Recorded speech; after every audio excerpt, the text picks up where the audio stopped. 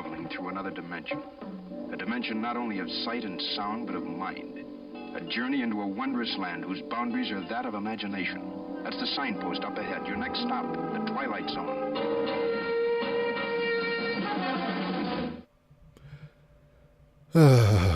It's the Wilk Report. I'm Michael Wilk, coming to you from Cleveland, Ohio, with a review of Jordan Peele's The Twilight Zone, Season 1, Episode 7, Not All Men. It's getting to a point where I have to wonder what's going on behind the scenes here, because it's not that this show isn't trying to be good. It actually is, but it just keeps missing the mark. And it's not as though the message of this episode wasn't needed. In fact, it is. And arguably it needs to be shown on a wider audience, and not just people who can afford to go behind a paywall, just like with Replay. It's kind of messaging like this that really needs to be heard by more people.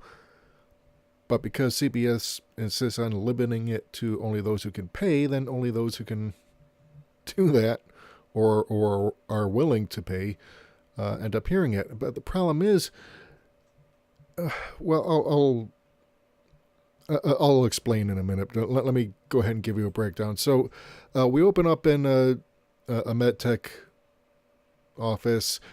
Annie, who's played by Thaisa Farmiga, I hope I pronounced that correctly. She's asked to watch a meteor shower at her supervisor Dylan's house.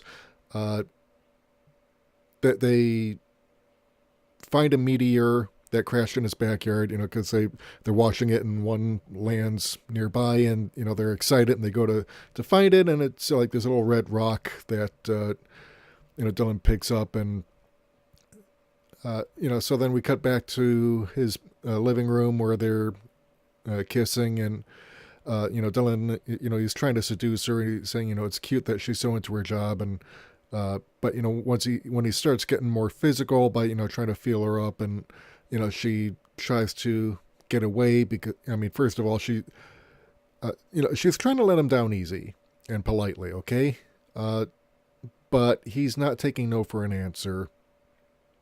But then he starts getting really aggressive, like saying, what, you're not into it, I'll do you first. And then then he tries to gaslight her. Wait, you think I'm trying to fuck you right now? And it's just so she extracts herself from the situation, because he's clearly acting like a rapey piece of shit.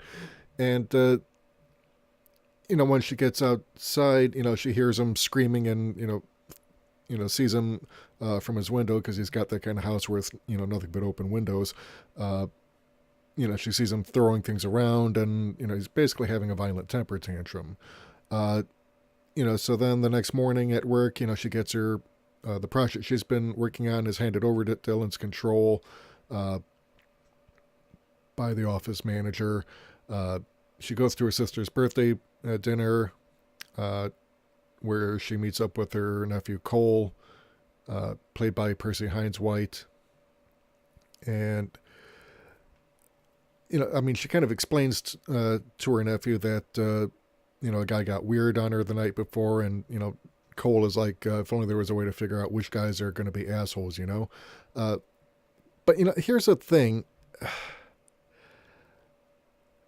The episode drives a point home. There's like the complete lack of control that women have over men's behavior, no matter how hard they try. Because while not all men are monsters, that distinction is really meaningless, because, the people who are threatened by certain men, they don't get a say in it. They don't get to choose which men are going to be rapey, abusive assholes, and which ones are not. But, like I said, it's not that this episode isn't trying, and it's not as though the show overall isn't trying. But the thing I have about the messaging in this is that it clubs you over the head to the point where it's like that Family Guy joke about The Godfather. It insists upon itself. Yeah, I mean, it really insists upon itself. And it's just trying so bloody hard to be, politically and socially conscious, but it's doing it in a way that is heavy-handed, ham-handed, just really clubs you over the head with its messaging. It's like, see how important we are and how important this message is. Well, yeah, we know the message is important, but you don't have to club us over the head with it, okay? I mean, tell good stories and, the message will come through the storytelling. And, there was an article about 4 days ago that was posted on the Indian version of Mashable.com. And I'm just going to go ahead and open it up here because it does bear repeating. It's like the Twilight Zone revival tries very hard but doesn't stick its landing. I'm not sure what doesn't stick its landing mean. It's probably some new slang, but the overall point is that it's not quite hitting its mark. And so the writer Pramit Chatterjee, I hope I pronounced that right. He says, before getting into why this season is going downhill with each episode, let's first talk about how influential Serling's work has been throughout the years on Twilight Zone. And of course, he goes into, just how involved Rod Serling was in the show. And, all the trends that it set that inspired other TV shows like Star Trek, like Westworld, Black Mirror, they all derive their inspiration from the Twilight Zone. And if you like twist endings, like what you saw in The Sixth Sense, Fringe, again, these all owe their existence to the Twilight Zone because Rod Serling was a master of the twist ending. So what he, what the Mashable.com writer argues here, it's that, there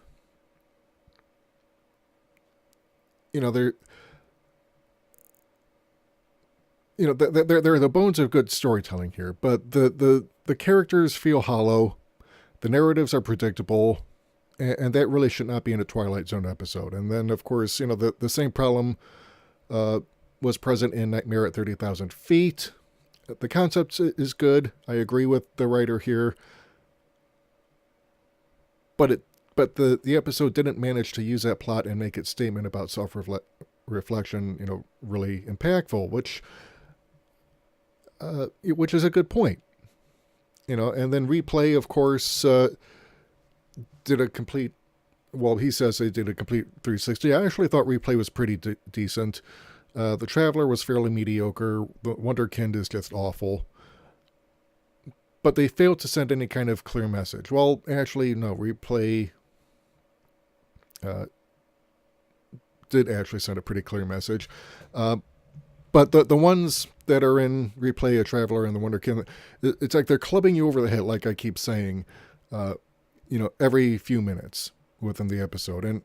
And while I think Replay was actually better, along with 6 Degrees of Freedom, it's just that the people writing for this show just do not seem to understand that you have to have good stories and compelling stories, well fleshed out characters that you can sympathize with. And so far, we're really not even really seeing that. I mean, the one truly good episode, 6 Degrees of Freedom, it felt more like the Twilight Zone than the rest of the show has so far. And of course, coming back to the article here, and it's like, we're not all experts in philosophy or psychology or quantum physics, but, we're able to understand and integrate simple messages told through complex stories into our psyche. I haven't seen anyone watch Fight Club and say he or she didn't understand its underlying commentary on consumerism. Haven't seen anyone watch The Others and say you couldn't catch the theme about the negative effects of not letting go, or The Prestige and say, you didn't understand that it's a cautionary tale about ambition and pride. And all of these trace their roots back to the original run of The Twilight Zone. So, but here's the thing. Despite dismal ratings, The Twilight Zone has been renewed for a second season, and I expect them to not repeat their mistakes by making the writers focus on their core message and bash audiences over the head with it to pad up the runtime. Although I'm not an expert, I would suggest them to develop their characters, make them engaging, and give their stories more importance than the social or political commentary. Which, and actually, I'm going to offer my opinion after this, because I want to highlight the last sentence here. Because the writer says, because in my opinion, if viewers get hooked to the story, the message will get communicated seamlessly. And it's a good point, and I wanted to believe in this show. Like I said, Jordan Peele has got a very good reputation so far with Get Out and Us, telling hard-hitting social and political commentary, with a compelling story. But Peele actually isn't even writing any of the episodes. He's not directing them. He's just playing the narrator. He's just there and taking up space. And while he's a good actor, in terms of channeling Rod Serling, it's not enough. If his name is going to be attached to this show, he has to step up, start contributing to the screenplays. He has to start really giving the show a direction, because this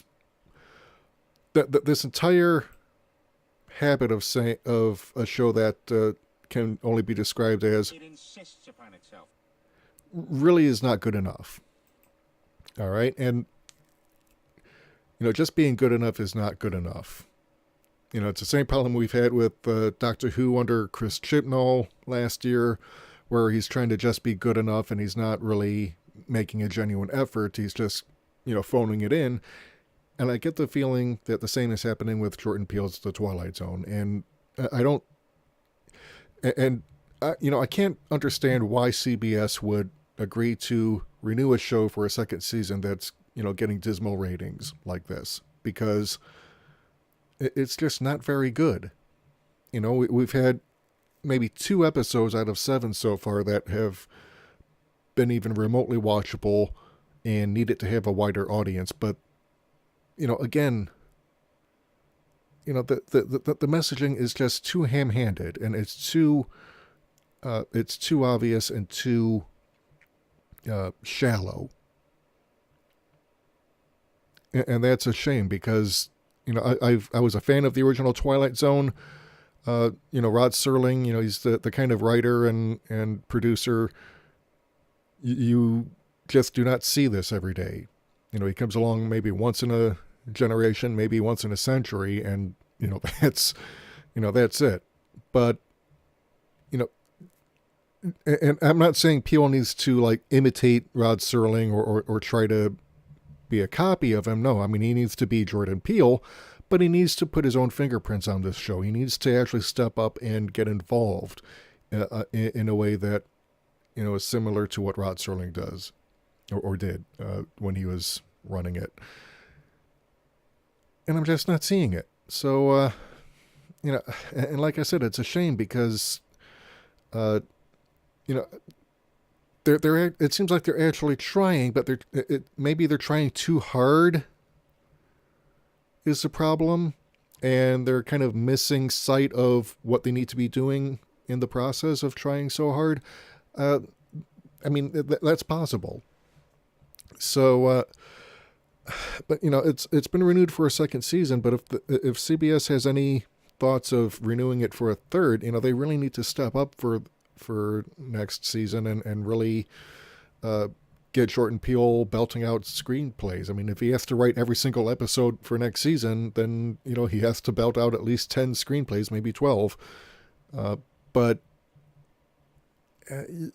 that's what needs to happen. And because I can't help but get the feeling that the only reason CBS even bothered to renew this show, as bad as it is that they've only got maybe 1 or 2 shows to actually promote on CBS All Access. And if they cancel one of them, because other than football, what have they got? They've got a hideously bad STD, insulting viewers' intelligence and insisting on its own greatness.